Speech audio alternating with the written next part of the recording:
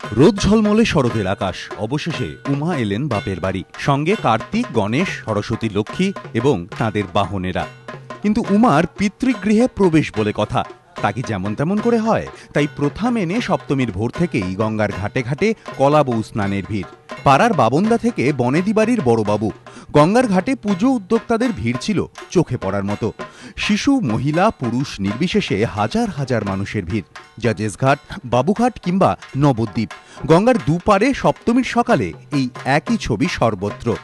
গঙ্গা স্নানের পর কেউ চতুর্দোলায় করে, কেউ বা ছাতা মাথায় ধরে কলাবউ পৌঁছে দিলেন বনেদি বাড়িগুলিতে। নবপত্রিকার প্রবেশের পরই রীতি মেনে হল দেবীর প্রাণ প্রতিষ্ঠা। এর মধ্যেও ব্যতিক্রম রাজাবাজারের মুখার্জি বাড়ি। গঙ্গার ঘাটে নয়, এবাড়ির রীতি মেনে এবারেও নাট মন্দিরে কাঁসার গামলার ঘেরাটোপে হয় কলাবউ স্নান। তারপর সপ্তমীর পুজো আর পুষ্পাঞ্জলি। বিভিন্ন জননের জিনিস, মানে গঙ্গার জল, সমুদ্রের জল, 7 সমুদ্রের জল সব তো আর পাওয়া যায় না, যেটুকু পাওয়া যায় সেটুকু দিয়ে আমরা মাকে স্নান করাই।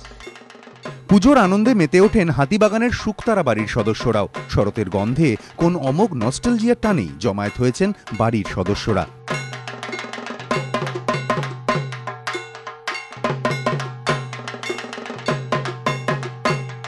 আমাদের প্ল্যানস হয় রাত্রির বেলা মাঝে মাঝে ঠাকুর দেখতে যাওয়ার, বাট এত লোক থাকে so we don't get time. আমরা বাড়িতেই টাইম স্পেন্ড করি।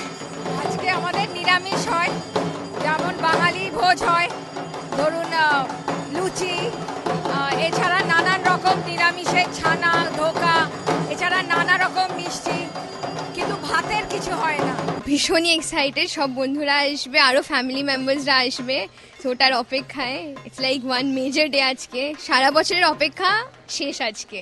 যেহেতু আমাদের বাড়ির এটা নিয়ম যে সপ্তমী আর অষ্টমী আমরা ভেজিটেরিয়ান খাবো, তো এখানে আমরা ভেজি খাই, আর বাইরে আমরা ভেজি খেতে চেষ্টা করি। শুধু নবমী থেকে আমরা ননভেজ খাই। পুজোর আনন্দে মেতে ওঠেন সিমলা ব্যায়াম সমিতির সদস্যরাও।